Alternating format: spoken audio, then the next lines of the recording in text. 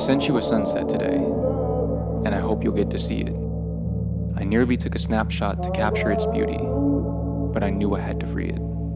So I deleted the picture, and I sent it on its way. Since I'm 14 hours ahead of you, you'll receive it sometime today. I lie here on a distant rooftop, dyeing my ears blonde as if it were a new bop.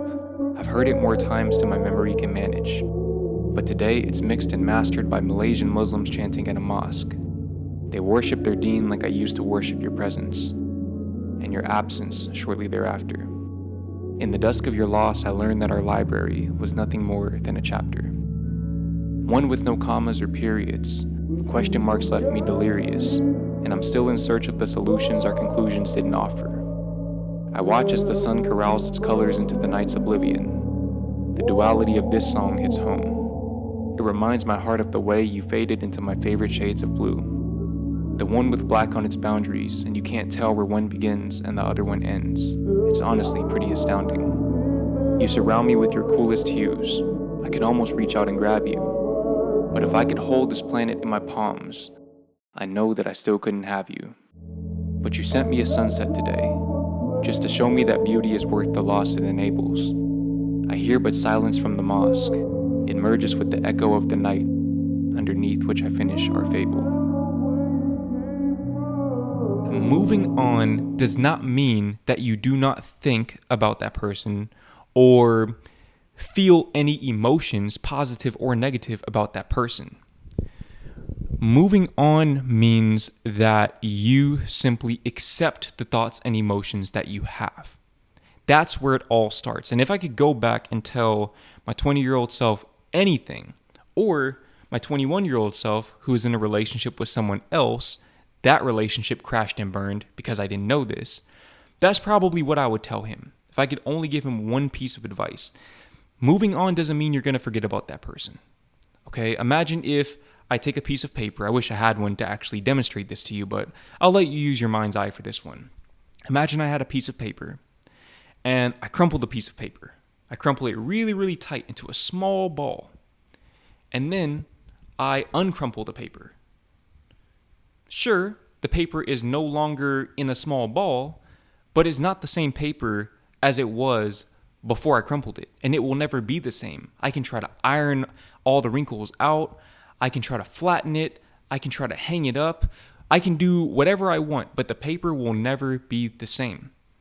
Another great example of this is scar tissue on your body. If you've ever gotten a really deep cut or anything to that effect, broken a bone maybe and needed surgery, you probably still have scars. When I was 12 years old, I ran into some barbed wire, and I still, to this day, at 25 years old, have a scar on my rib cage from that moment. Sure, I've healed. I no longer have the cut, but I'm still not the same. My body is still not the same. The scar tissue is still there, and it's not going anywhere. And so in that same way, I think moving on, it's not so much about not thinking about that person. It's not about not feeling the emotions. It's about creating space for that version of you that underwent all of the shit that you underwent in regards to that person. And what I mean by that is, I've come to realize as I've gotten older that me being 25 is not mutually exclusive with me being 20. We build on the experiences of our past. That's how we make progress and grow in this life thing. The reason why I can make this video is because on my 25th birthday, I already had the accumulated wisdom of my 24-year-old self, my 23-year-old self, my 22-year-old self, my 21-year-old self, my 20-year-old self, so on and so forth.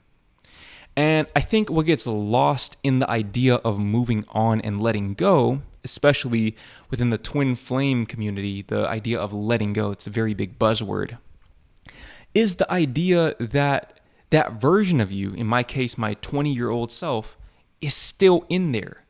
And it's not about killing that version of you. Dear God, please do not approach healing with the mindset that you have to kill the version of you that underwent the pain and the suffering from the twin flame situation. Instead, create space for that version of you and give it time. I know nobody wants to hear that.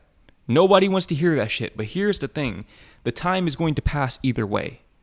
When I was 20 years old, I remember thinking, man, how much time do I need? How much time do I need to move on from this person or to forget about her?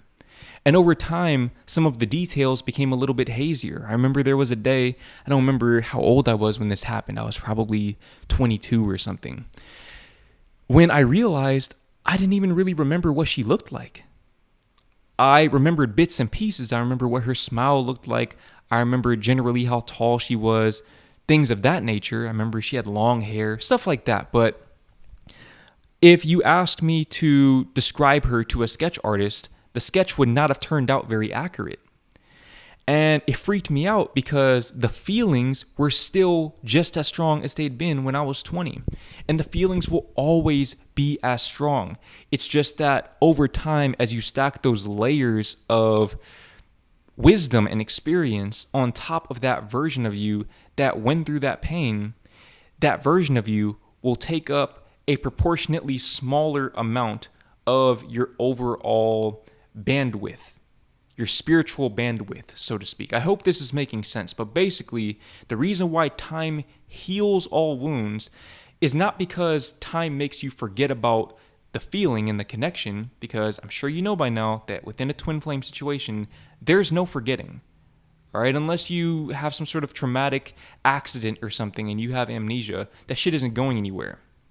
Till this day, all right, I'm 25, I still remember when we went on our first date and I played this song called Transform. If you don't know anything about me, Daniel Caesar is my favorite singer, has been for a very long time. I played this song by Daniel Caesar from his album Freudian. It's called Transform. And I paused the song and I asked her, I was like, do you know this song? And she was like, no, but I'll learn it for you.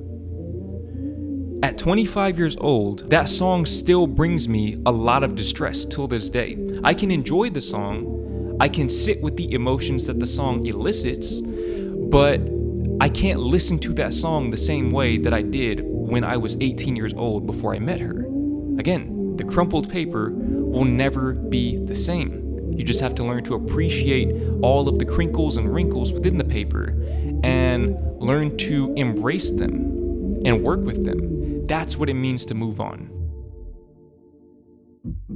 I just had a pretty big epiphany about my twin flame situation. As I've re-immersed myself into my inner world and the art it enables, I found myself back in that place of longing. But longing for who? For her?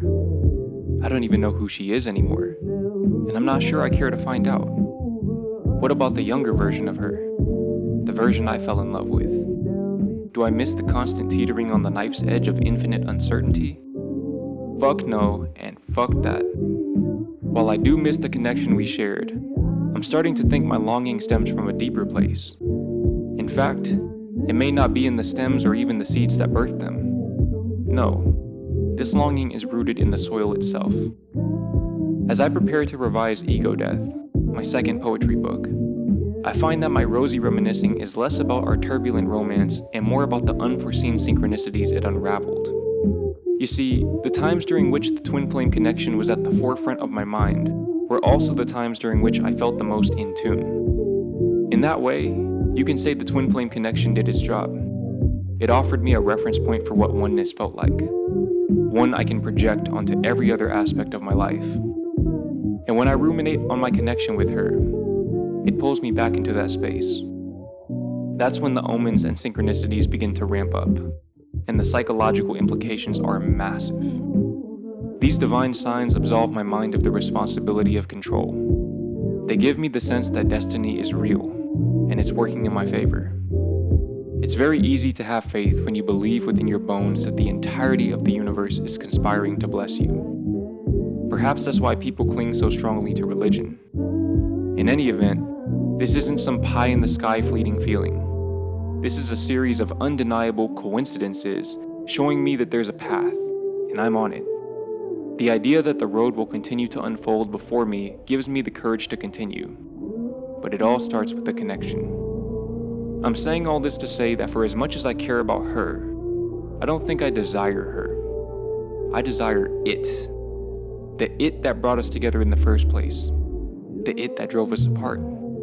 The it that makes itself known in every poem I write. I want to feel like Santiago in The Alchemist. I want to see life in the leaves of every tree I encounter. I want to be bombarded by omens, divinity, and everything else pertaining to the it. But perhaps I already am. I'm just not present enough to spot it. And perhaps that was the only difference this whole time.